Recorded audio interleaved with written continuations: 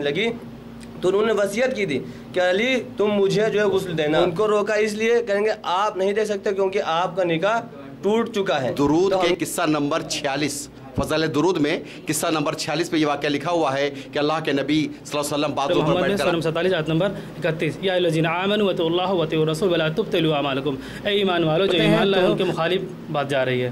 صحیح حدیث کہہ رہی ہے کہ رفع دین کرنا چاہیے, آمین کرنا چاہیے, لیکن مخالف جو ہے اس میں یہ چیز نہیں ہے. قبر پر جا کر تو اتنی دیر میں وہ دیکھتا ہے کہ قبر پھاڑ کر ہاتھ نکلتا ہے نبی صلی اللہ علیہ وسلم کا, اور عورت آدمی کی نماز الگ الگ کہاں ہے ہم کو بتایا جائے. انہوں نے کہا تم جاہل ہو, تمہیں کچھ پتہ نہیں ہے. اس کو ہم لازم پکڑیں اور اپنے مولوی, اپنے قاری, اپنے امام, اپنے فلاں کو چھوڑ دیں اور صرف ہم سب ایک ہو جائیں قال اللہ قال رسول اللہ پر.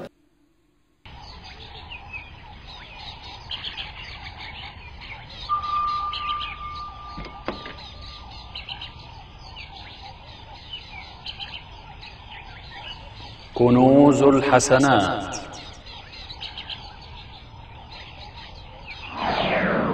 ورحمۃ اللہ وبرکاتہ.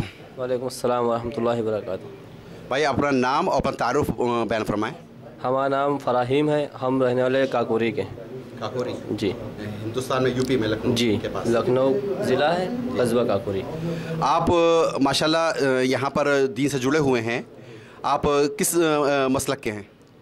ہم یہاں دین سے جڑے ہوئے ہیں. پہلے جب ہم یہاں آئے تھے تو ہم کو یہ نہیں پتا تھا کہ ہم دیوبندی ہیں یا بریلوی ہیں, لیکن ہمارے یہاں کافی جو ہے ہمارے رشتہ دار ہیں کاکوری میں, ان کا مدرسہ چلتا ہے, اور ہمارے یہاں جو لوگ ہیں وہ عالم طبقے کے ہیں, عالم ہیں اور حافظ ہیں, پڑھے لکھے طبقے کے لوگ ہیں اور اپنے آپ کو دیندار سمجھتے ہیں. ہم لوگ یہی سمجھتے تھے کہ یہ دین ہے اور ہم ہی لوگ حق پر ہیں. یہ قبروں پہ جاتے ہیں, یہ مشرک ہیں, یہ اللہ کے ساتھ شرک کرتے ہیں. اس کے علاوہ ہم کو یہاں کچھ نہیں پتا تھا. بس یہاں آئے تو یہاں کچھ ساتھی ہم لوگ سے ملے, کہنے لگے کہ جو ہے بھائی نماز میں سورہ فاتحہ پڑھنا چاہیے. ہم نے کہا سورہ فاتحہ نہیں پڑھنا چاہیے. کہیں گے کیوں نہیں پڑھنا چاہیے؟ ہم نے کہا ہمارے قاری صاحب نے کہا کہ سورہ فاتحہ نہیں پڑھنا چاہیے. جب نماز پڑھی جائے تو جو ہے بس چپ چاپ کھڑے رہنا ہے, بس امام پڑھ رہا ہے آپ کو چپ چاپ کھڑے رہنا. تو وہ ساتھی کرنے لگے کہ بھائی اس کی کیا بات ہے. ہم نے کہا بس ہمیں یہ بات نہیں پتا, لیکن قاری صاحب نے کہہ دیا ہے تو بس کیا وہ غلط تھوڑا نہ ہو سکتے ہیں, اور ہمارے یہاں بھی عالم ہے کوئی غلط تھوڑا نہ ہو سکتا ہے. آپ لوگ ہی بس سچ بتا رہے ہیں. بس پھر کیا سبب بنا جو آپ نے مسلک حق اہل حدیثیت کو قبول کر فرمایا؟ سبب یہ بنا کہ ہم ایک جگہ کام کرتے تھے اور ایک ہمارے ساتھی ہیں عبدالحادی بھائی, وہ وہاں آتے تھے, اور دو ساتھی تھے تو عبدالحادی بھائی انہیں سے بات کرتے تھے, لیکن ان کی باتیں ہم سنتے تھے. ایک اور ساتھی ہیں جو وہاں درس دیتے تھے مکے میں, تو وہ اپنے درس میں ہم کو لے گئے. ان کے ساتھ ہم گئے تو سنا ہم نے تو کچھ غور کیا. اس کے بعد کچھ کیسٹیں بھی آئیں ہمارے جگہ وہاں کیسٹیں, لیکن ایک بات جو ہم سمجھ پائے وہ بات یہ تھی کہ ہمارے ایک رشتے کے چچا ہیں, ہماری چچی جو ہیں ان کی انتقال ہو گیا ان کا. اس کے بعد میرا چچا رو رہے تھے اور وہ چچا جو ہے میری چچی کو دیکھنے جا رہے تھے, لیکن وہ جو ہمارے عالم ہیں جو ہمارے بڑے جن کو ہم اپنا بڑا سمجھتے ہیں, انہوں نے ہاتھ لگا کے روک دیا. ان کو روکا اس لیے کہیں گے آپ نہیں دیکھ سکتے کیونکہ آپ کا نکاح ٹوٹ چکا ہے.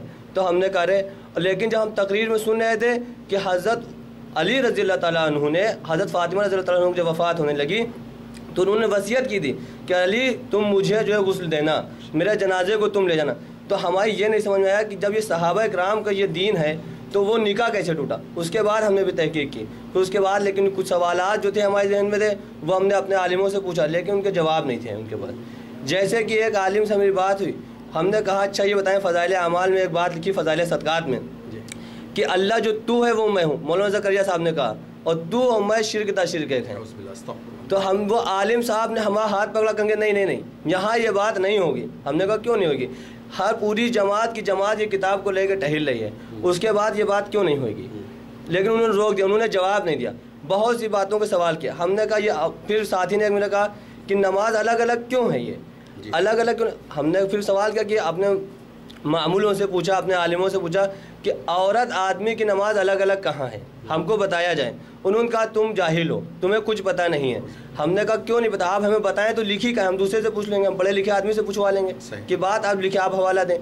پھر انہوں نے جواب نہیں دیا, انہوں نے ہم کو جاہل کہا. ہم نے ماموں سے پھر اپنے سوال کیا کہ آپ جو وتر نماز پڑھتے ہیں یہ وطر کا طریقہ کہاں موجود ہے؟ انہوں نے کہا تم جا کے وہاں بیٹا پھنس گئے، تم بریلوی ہو گئے، اور جو ہے اس وجہ سے انہوں نے کہا یہاں بڑے بڑے عالم ہیں، بڑے بڑے قاری ہیں، تم آؤ یہاں تم کو جواب دو۔ ہم نے کہا ان قاریوں سے پوچھیں، ان عالموں سے پوچھیں کہ یہ بات لکھی کہاں ہے، یہ حدیث کی کتاب کہاں ہے، یہ حوالہ کہاں موجود ہے۔ ہم یہاں پوچھیں گے تحقیق، یہاں سعودی عرب میں حدیثیں موجود ہیں، عالم موجود ہیں، الحمدللہ یہاں علماء موجود ہیں، ہم ان سے پوچھ لیں گے، ہم نہیں پڑھ پائیں گے لیکن ہم پوچھ لیں گے تو صحیح۔ اس کے بعد انہوں نے کوئی جواب نہیں دیا۔ اس کے بعد الحمدللہ ہم نے تحقیق کی، آج ہم الحمدللہ صحابہ اکرام سلفی منہج اور اہل حدیث اس پہ ہم جو ہے الحمدللہ قائم ہیں اور اسی کی دعوت دیتے ہیں۔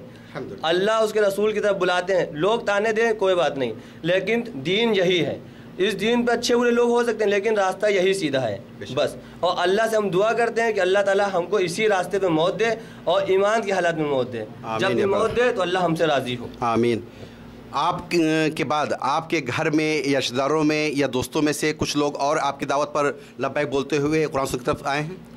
ہمارے گھر والوں میں تو کوئی نہیں، جب ہم بات کرتے ہیں تو کہتے ہیں جب آؤ گے تو سمجھیں گے، کیونکہ یہاں ماموں ہیں تمہارے، یہاں عالم ہے، بیٹھ کے بات کرو گے، جب سوال جواب ہوں گے تو جس کی بات صحیح ہوگی مانیں گے۔ لیکن الحمدللہ ہماری دعوت سے ہمارے دوست جو ہمارے قریبی تھے ان کو الحمدللہ اللہ تعالی نے ہدایت دی، آج وہ بھی دعوت دیتے ہیں دین کی اور اس پہ عمل کرتے ہیں الحمدللہ۔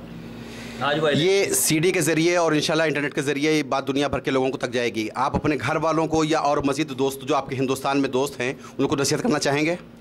ہم نصیحت یہی کرنا چاہیں گے اپنے بھائی کو، اپنے گھر والوں کو جو ہمارے رشتہ دار ہیں کہ الحمدللہ آپ لوگ تحقیق کرو اور اپنے جو دین جو اپنا آپ کا ہے اس کو دیکھو، اس میں جو مسئلے ہیں ان کو پڑھو، اور جو قرآن و سنت سے ٹکرا جائے بات چھوڑ دو، اللہ اس کے رسول کی طرف آ جاؤ، کیونکہ اللہ تعالیٰ بھی کہتا ہے فَإِن تَنَازَعْتُمْ فِي شَيْءٍ، اگر تمہارا اختلاف کسی چیز میں ہو جائے تو فَرَدُّوهُ إِلَى اللَّهِ وَرَسُولِهِ، اللہ اس کے رسول کی طرف لوٹاؤ۔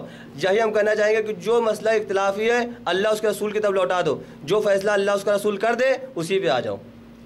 جزاکم اللہ خیر۔ یہ تھے فراہم بھائی، انہوں نے بھی کچھ ایسے واقعات کا ذکر کیا ہے جو بعض کتابوں میں لکھے گئے ہیں۔ مثلا بھائی نے ذکر کیا اپنے ایک رشتہ دار کا کہ ان کا انتقال ہو گیا اور ان کی بیوی وہاں پہ موجود تھی جنازے کی شکل میں، اور مولویوں نے روک دیا کہ آپ اس کو چھو نہیں سکتے ہیں، ان کو دیکھ نہیں سکتے ہیں، جیسا کہ ہمارے ہندوستان میں ہم سے بھی لوگوں نے یہ باتیں بتائی ہیں، میں نے سنی ہیں۔ اور اس بات کا ذکر جو ہے اشرف علی تھانوی نے اپنی کتاب بہشتی زیور میں لکھا ہوا ہے، جو بھائی دیکھنا چاہیں دیکھ سکتے ہیں۔ اس میں یہ مسئلہ موجود ہے کہ جب اس کا انتقال ہو گیا تو وہ نکاح ٹوٹ گیا، وہ غیر محرم ہو گیا۔ عجیب بات ہے، اللہ کا فضل ہے۔ اس سے پہلے بھی میں نے ایک صاحب سے بات کی تھی، انہوں نے مجھے بتایا تھا کہ اسی بات پر وہ اہل حدیث ہو گئے کہ میری بیوی اگر انتقال کر جائے تو میں اس کے لیے غیر محرم اور پورا محلہ اس کے لیے محرم۔